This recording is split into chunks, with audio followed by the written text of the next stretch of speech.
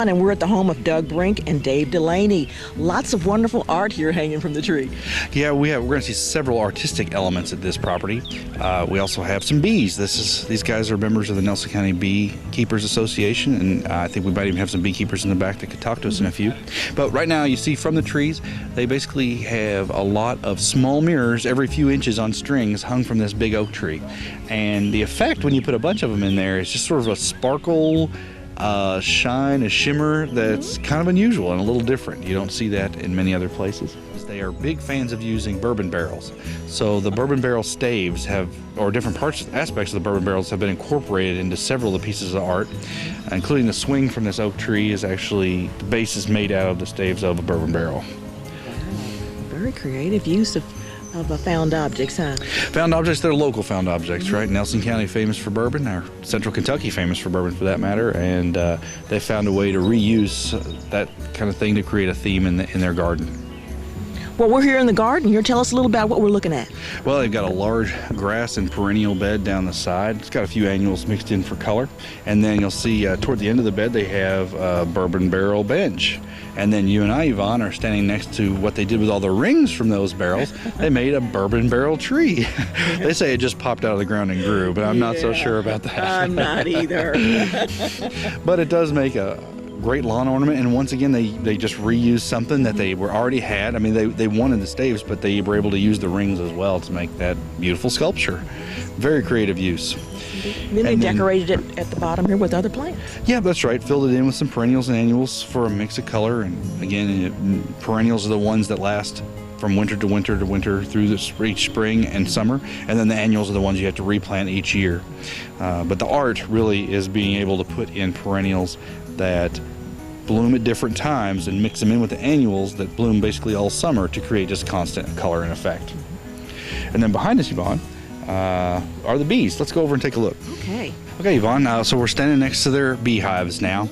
They've closed them up for the day, so nobody's going to get stung. You can see there's still a few fluttering around, so I guess a few got out early this morning, but the bees provide a bunch of honey. They also provide the wax, and beekeeping is a thriving industry, is a hobby. Nelson County Beekeepers Association has 46 members now, and their hives have been very successful. This year, I think it's the one on the far left, swarmed twice, and they were able to create 2 new hives from those swarms. So they are not only thriving over the winter we had, but they've been able to multiply. And then around the bees, they've created a nice shade bed, so it's still decorative, along with the artistic effort they put into the hives themselves.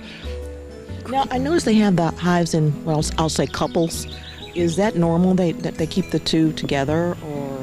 I'll be honest, Yvonne, bees are not my specialty. We do have a member of the Beekeepers Association here. I bet that's a good question for them. But we do have a couple other things to look at besides the bees. Let's keep going. All right, one of the things that they've done here is taken stock of the space they've got and split their garden into 2 parts. Not all of the garden needs full sun all the time. There are some exceptions. For the traditional summer-fall vegetables, you think of the pumpkin is something that can grow in a lot of shade. But some of the other things like lettuces and cabbages are things that sun, especially when it gets into June and July, is just really tough on them. But if you grow some of the things in a shadier spot, you can keep them for longer. So they split their garden into 2 parts, and here at the back is where all the sunny stuff goes. And then toward the house, they can put all the stuff that can tolerate a little bit less sun. And behind us, unfortunately, one of their favorite specimens is a chocolate mimosa. This is one of the plants that did not handle the winter so well. Mimosas all over the state took a lot of damage from this winter, and you'll see like the last couple of feet of the branches really kind of died back. The good news is, though, most of them will survive, and in a couple of years, it'll be just as good as it ever was. All right, let's go take a look at a couple of the other features here. Okay, Bill, there's a lot going on over here. Yeah, this is kind of their special spot in the middle of the yard. This is where they spend most of their time, and take a look at the views of the rest of the property that they've got. We have our first water feature of the day, and then a few bits of statuary. And then behind me, they have a pergola in which they're using grapes to shade. They have a burn pit with several benches around it, and then they have a table where they can eat those s'mores and hot dogs. And then above it, they've actually put a wire out from the house, and there is a light fixture in there. So at night, they have a little light that's broken up by all the wine bottles and copper wire. You notice the copper wire is bent to resemble the grape vines that are coming down through the pergola, and it makes an extremely attractive, quiet, peaceful spot to enjoy in the evenings almost year-round with their fire pit there. Really fantastic spot. And they got a few little ornaments all around too to kind of enhance the plants and the garden that they have here. It adds a little color, a little interest, a little whimsy. Right, well, focal points. They've got some focal points that bring you in. They're active in the pottery community, and you'll see that there are several elements of pottery around the property. Also, they've done a good job of mixing what we talked about earlier, some different foliages. You have the peach tree, and then underneath it, the lychnis that creates a contrast from that dark purple down to the silvery, fuzzy foliage underneath. So this garden has a little bit of everything. They're very creative people, obviously, from the looks of it, and it's colorful. It's everything seems to be in its place. In its place, and once again, I forgot to mention around the fire pit, those benches, bourbon barrels again. Those guys know how to stick with the theme, don't they? They really do. They really do.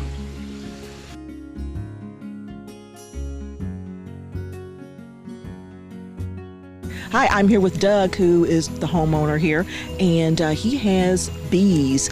And we had a few questions about the bees a little earlier, and they told me to wait around and talk to you about it. Maybe you had some answers about this. First of all, I'm going to ask you, why on earth did you decide to have bees? It's just something we were both interested in. We go through a lot of honey, so we thought we might as well grow our own honey. That's right. And it's neat because we have so many flowers, and bees like flowers, and it's become something we wanted to do that turned into a really fun hobby. We learn a little bit more every year. They say in beekeeping, if you asked 10 beekeepers a question, you'll get 10 different answers. So it's kind of neat figuring out how things go. There's actually several of the master gardeners are beekeepers, and we thought it'd be really cool to have bees on the tour to show people that they're really nothing to be afraid of. Okay. Now, David, you were in on this too, right? Correct. How long have you guys been raising bees? This is our second year, so we will hopefully get some honey out of this year. And now that you know everything about bees, right? Right. Give us at least one helpful hint to those viewers out there who might be thinking about starting to raise bees. I think the best thing to go about thinking about is that they're good for the environment, they're good for your crops. Pollination is very important. They're just basically fun. They're nothing to be scared of. Always wear your bee suit. Okay. Don't get brave. Always wear the bee suit. All right. Now, when you got started, how many bees did you start with? We started with one package and one nuke, which is a family that's already kind of started. They have eggs and stuff. One didn't make it through the winter this past winter because it was so cold, but the other one did, and it grew so fast it swarmed twice this spring. Okay, now when you say it swarmed twice, does that mean it had babies twice or what? Well, what happens is it gets so populated that they'll make a second queen. Okay. And the first queen will take half the hive and go find a new place to live. Well, her new place to live was over there in that redbud tree. So we got her caught in a box. 2 weeks later, the hive swarmed again because it was still overpopulated. It went to our neighbor's forsythia. We caught it. So we went from 1 hive to 6 in 2 weeks. Wow. So what did you have to do? I mean, I know you have a lot more resources for it. You have to have a home for everybody. So what was some of the big things that you had to do for the changes? Just stay ahead. If you don't have extra boxes when a hive swarms, then you don't have any place to put them. But it's amazing to see a hive swarm. There's probably 3,000 bees flying in the air. It looks like it's raining. It's so noisy you can't hear. It's just a solid buzz, but it's so cool because when they're swarming, they're not defending anything, so they're very tame. You can actually handle the bees and pull the swarm down with your hands because all they're doing is looking for a place to live. They're not defending anything, so that's the calmest. It looks the scariest, but it's actually one of the calmest time for bees. And you did have some place for them to live, so you were okay. Mm-hmm. Fantastic. Fantastic. Well, I notice here now that they're in, it looks like there's two boxes together there. Do you put them in pairs? Do you place them in pairs like that, or is Well, it just something each stack is a colony. Okay. And the bottom 2 boxes are called the brood boxes. So the family lives in the bottom 2 boxes. When they're full, then bees always travel up. So then you start putting on top the smaller boxes, which are called supers. Anything above the bottom 2 boxes is yours to keep.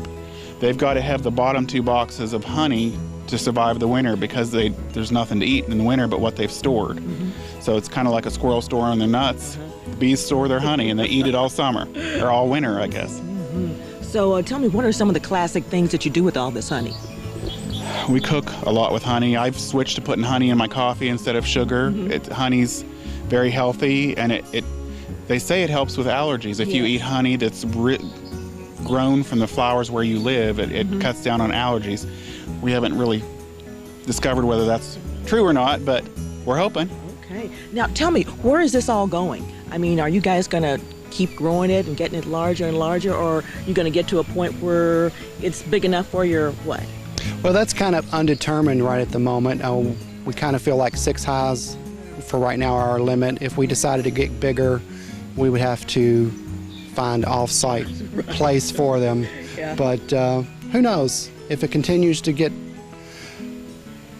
more and more honey and they're doing well, then we may look for other sources. But right now, it's just a kind of a hobby. And you know, it fits in really good with your garden here. Adds to the peace and quiet and tranquility. And we painted them up wild. Some people just like a white hive, and we thought, hey, if you're going to look at them all the time, you might as well make them interesting. Doug, we're full of questions today. Tell us what the bees are doing here. Well, in this hive, you can see the center here is all brood, babies, growing. These would be nurse bees, which take care of the young. The outer part is honey. They're storing for the winter. And you can tell the difference between a male and a female baby because the males are bigger. This is drone combs. The male bees are drones. So they have a bigger brood chamber, and they build those usually at the bottom. It's funny, the hive needs males to populate a new queen, but other than that, the males don't do anything. In fact, in the winter, they chase all the men out of the hive to freeze, and only the women stay in the hive. It's pretty amazing. There's so much bee knowledge that's just amazing. Down here, this is unpulled comb. The bees make their own wax and pull the comb so that they can fill it. You see, this is honey that's not been capped yet. The bees actually fan the honey with their wings to kind of dry it out, and they know when it's regular honey, and then they cap it over.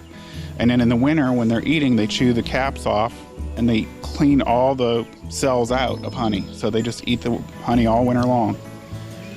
And then, like you said earlier, when they're in the boxes, it stays up in the, what stays down is for what they eat during the winter. Right, the bottom boxes are theirs for the winter. You have to leave those alone. They need about 60 pounds of honey to last the winter.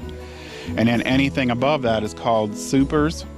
And you can get 6-8 supers out of a hive, and that's all your honey to do with what you want. In our case, eat a lot of it. Oh, wow. How interesting. Well, listen, thank you guys for talking to us today. We really appreciate that and all the information you've given us about beehives. And I'm sure if there's people out there who would like to get involved with beehives and growing bees, who should they get in contact with? Well, actually, there's a bee club here in Bardstown, the Nelson County Beekeepers. We meet the first Wednesday of every month at 6:30 at the Extension office, and we've grown from about 20 to 50 this year. Wow. So there's a ton of people interested in raising bees, and once you get into a group, you have a lot of help, and it becomes fun. Of course, we eat at every meeting, so that that makes it worth going. So, but it's really cool. It's a good group of people, and everybody's willing to help. We actually put a couple hives out at Nazareth this spring. A couple of the apprentices wanted hives, and we got some bees for them and went out and installed them, and they were just thrilled, talking about how beautiful their girls were. So it's been fun. Well, listen, thank you again for sharing your garden with us. You're welcome. Thank you for coming.